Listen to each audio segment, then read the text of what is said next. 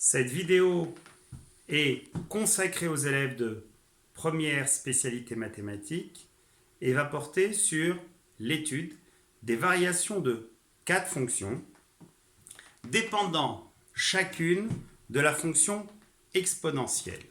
Alors ces 4 fonctions sont la première, la fonction f1 définie par f1 de x égale exponentielle de x plus x. La deuxième définie par f2 de x égale exponentielle de x moins x. La troisième définie par f3 de x égale x exponentielle de x. Et la quatrième, la fonction f4 définie par f4 de x égale exponentielle de x sur x.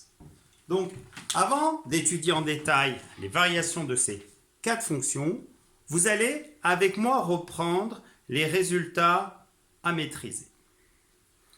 Le premier des résultats va porter sur l'information suivante: sur quel ensemble est dérivable la fonction exponentielle, et par la suite, sur cet ensemble, quelle serait la dérivée de la fonction qui à x associe exponentielle de x.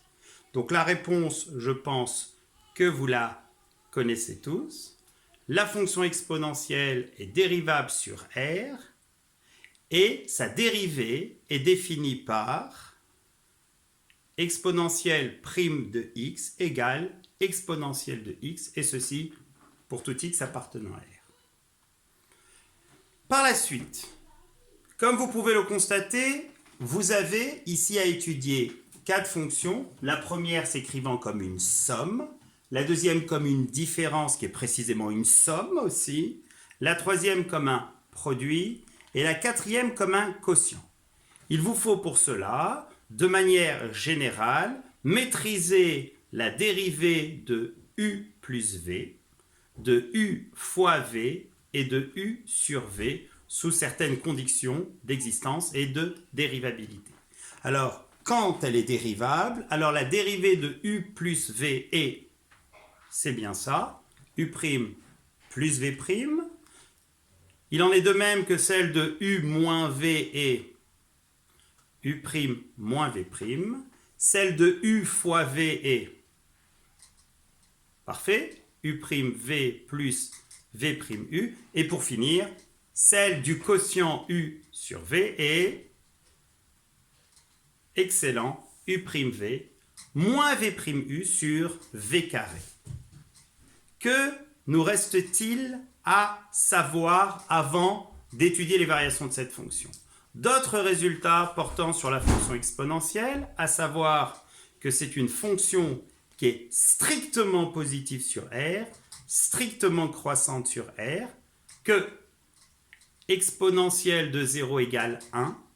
Et pour finir, revenons à plan d'étude des variations d'une fonction. Alors, la première des choses, on détermine l'ensemble de définitions de la fonction, sauf s'il est bien sûr mentionné dans l'énoncé. Volontairement ici, je ne l'ai pas donné. Ensuite, on détermine l'ensemble de dérivabilité ou de dérivation de la fonction pour pouvoir par la suite, sur cet ensemble, dériver la fonction, en ce sens qu'il faut déterminer une formule explicite de f' de x. Par la suite, l'un des résultats fondamentaux essentiels du programme de mathématiques du lycée est le suivant: les variations d'une fonction dérivable découlent du signe de sa fonction dérivée. On est d'accord? Donc, une fois que vous avez obtenu la fonction dérivée, l'idéal étant d'utiliser sa calculatrice pour vérifier, en allant dans le mode dérivatif du tableau, que la dérivée obtenue est la bonne. Et par la suite, n'oubliez pas qu'il va falloir étudier le signe de cette fonction dérivée. Gardez en tête, il n'existe que 2 fonctions pour lesquelles le signe ne nécessite pas de calcul. Sous la forme de résolution d'une inéquation, ce sont les fonctions affines et les fonctions trinômes pour lesquelles on a un résultat général. Toutes les autres, pour avoir un signe, il faut précisément résoudre une inéquation. Et une fois qu'on a le signe de la dérivée, on déduit les variations. On commence avec la première.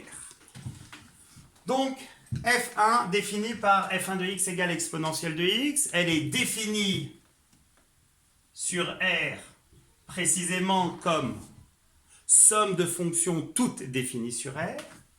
Elle est dérivable sur R et il faut l'écrire comme somme de fonctions toutes dérivables sur R. Et par la suite, et pour tout x appartenant à R, f' de x égale, dérivons la fonction qui a x associée exponentielle de x donne exponentielle de x, et la dérivée de la fonction qui a x associée x. Je rappelle à certains élèves qui hésiteraient encore que x c'est la même chose que 1 fois x, et de ce fait, la dérivée c'est 1. Arrivé là, on se pose comme question, quel est précisément sur R le signe de la dérivée? Est-il nécessaire dans ce cas précis de résoudre une inéquation? Réfléchissez.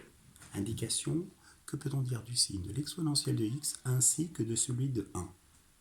Bonne réponse, c'est ça. Donc qu'est-ce qu'on va écrire ici? Comme pour tout x appartenant à R, exponentielle de x est strictement positif, alors exponentielle de x plus 1 est strictement supérieur à 1, donc strictement positif, et de ce fait, f' de x est strictement positif. On peut, si on veut, mais ce n'est pas une obligation ici, construire un tableau de variations, vu que la question c'est étudier précisément les variations de cette fonction. Comme sur R, f' de x est positif, on en conclut au fait que, ainsi, f est strictement croissante sur R.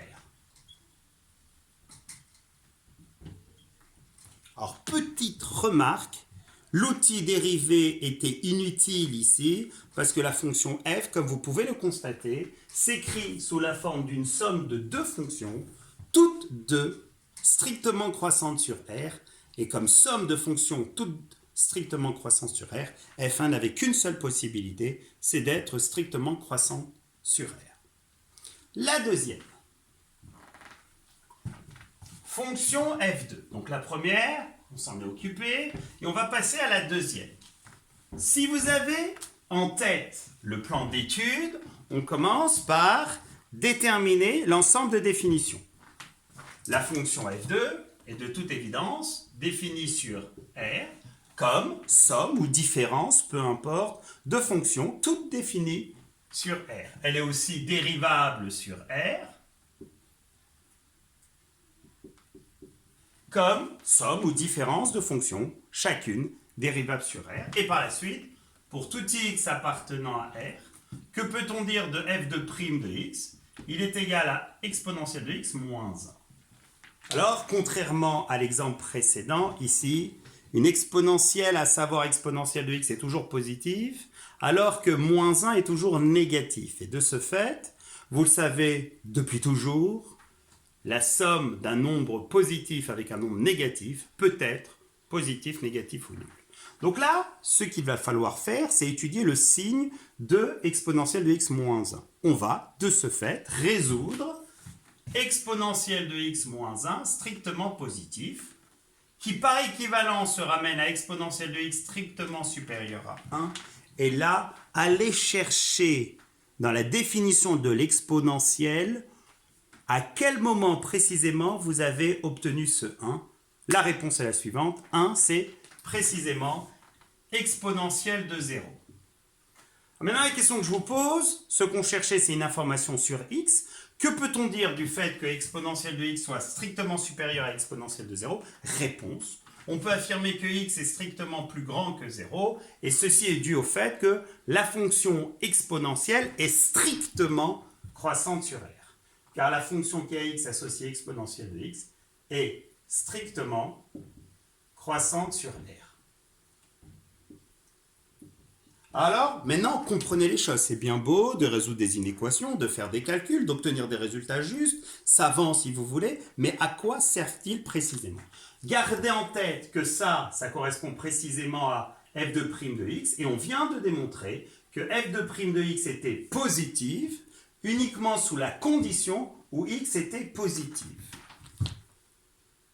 F' de 2x est positif quand x est positif. Donc gardez ce résultat en tête et vous voyez, c'est magique. On va regrouper tout ça dans un tableau cette fois-ci. Attention, sur la première des lignes du tableau, on va indiquer de toute évidence le domaine de définition. Ici, moins l'infini plus l'infini. Là, on va écrire le signe de f' de x, puis les variations de f, et gardez en tête le résultat que j'ai effacé.